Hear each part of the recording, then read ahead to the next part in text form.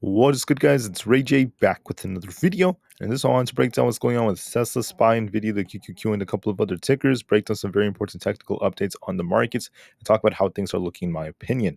But before I break into all this information, before I get into any more details, let me just mention a couple of things. Firstly, I am not a financial planner, so take nothing I say as financial advice.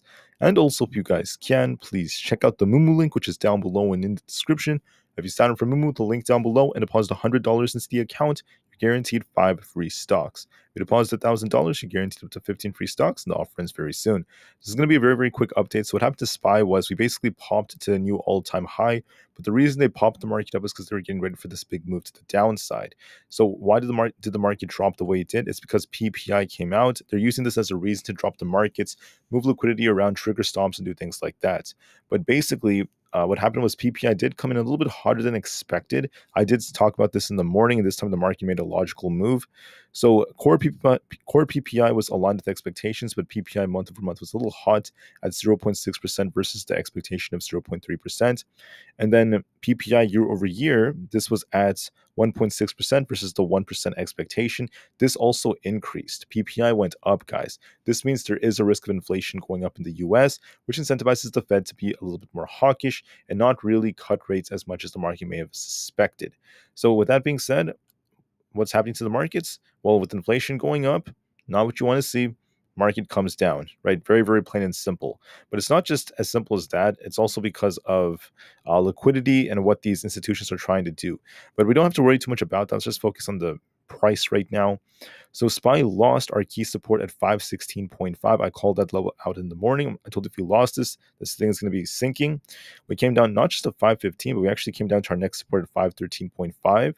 It went and bounced off 513.35. So the reason why they dropped it a little bit lower is to trick people, also trigger stops. That's why maybe it went a little bit lower than that. And then it started to rebound a bit. So now we're testing 515 again as resistance. And we're kind of shuffling a bit. We could even try to push a little higher and come back down. But I think that what's going to happen to SPY is going to remain range bound for the majority of the day. There is a risk of this selling off a little bit more to lower levels if we lose 513.5. If that's the case, watch 512.5. So we'll see how it goes. My gut tells me it's going to just shuffle for a bit and maybe drop a little lower later. But this has to do a lot with the current trend, which is starting to turn on SPY. For the QQQ, we had this range basically. And we just lost 440. We came all the way down to 438, went a little bit lower than that to 437.5. Then we came back up. Now we're approaching 440 as resistance, and we're kind of stuck within this range. So if we get a big rejection off 440, a drop could eventually come back down. It could pop a little bit before coming back down. So just be a little bit careful with the QQQ. But I think that the big move has been made, and this thing may just continue to shuffle as the day goes on, being stuck between supply and demand. So we have resistance at 440, our key support at 437.5 and 438. So look for a little pop and drop and sideways price action, at least for the time being. For what else is kind of like dicks hitting the QQQ is Nvda. Nvda came down quite a bit. And I talked about how if we lost 885, you're going to be looking for a move down to 877. That is how much Nvda ended up dropping after breaking this level. And Nvda is showing some weakness. They're trying to reclaim 885 to push it back up. But like I said before, the chart is showing some weakness. We have a possible head and shoulders like structure on Nvda. And I just want to say that it could try to rebound a little bit back up to about 892. It is still technically possible, but the chart has been downtrending since. What I mean by that is when you zoom out, right, we had this high up here at 940, 938. Then we came down, pushed back up towards 915, came back down even lower. So we're making lower highs and lower lows. Nvda is showing a little bit of weakness. In order for this to turn back to bullish, we have to break past 908, in my opinion, start pushing back up. Otherwise, we're on a bit of a downtrend. Nvda is showing some weakness, guys, so just be very, very careful with the charts. Could it pop a little bit? Yes, it's going to likely shuffle a lot in this range, but eventually make its way down lower. If we lose 872, a bigger drop is coming to 862, in my opinion.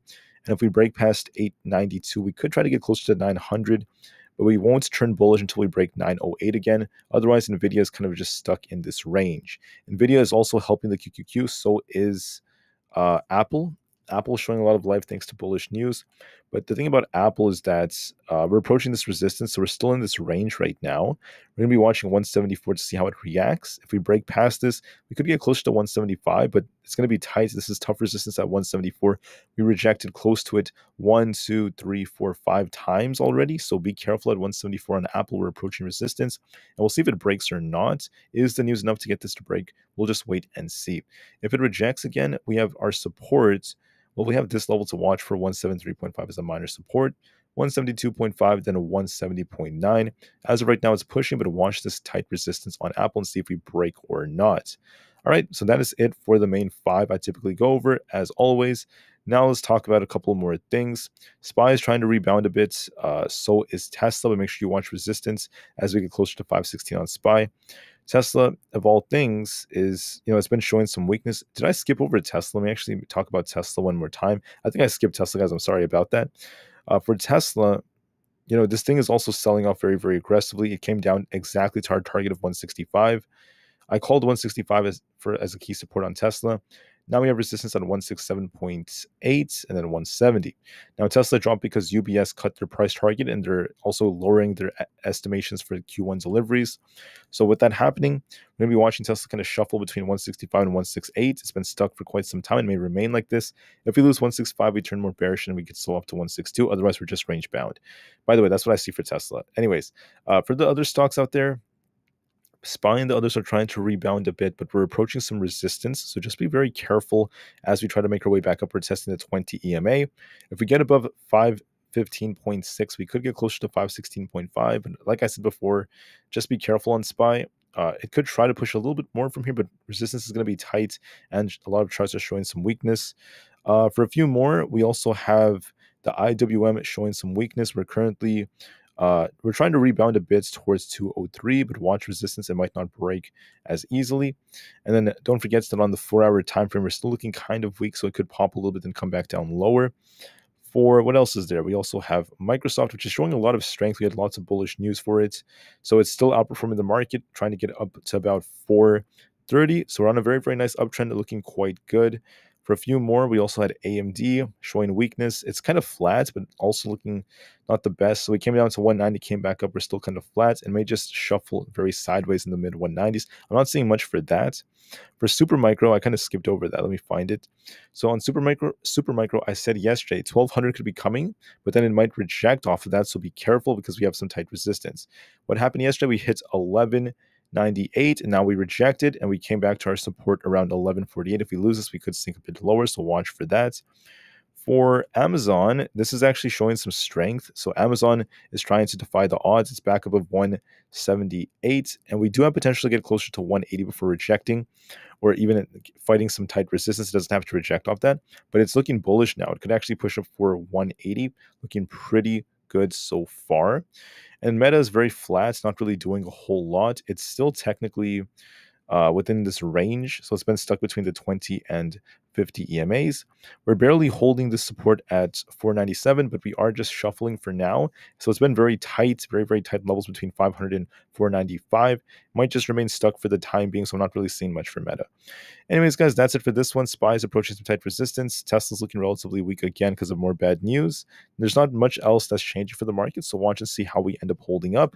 Market may just remain range bound, and we'll see what happens after that. With that being said, thank you for listening. This is going to be your quick intraday update. I'll be back in about 2 to 3 hours for another update. So I'll see you guys very soon. Take care, do what you have to do, and peace out.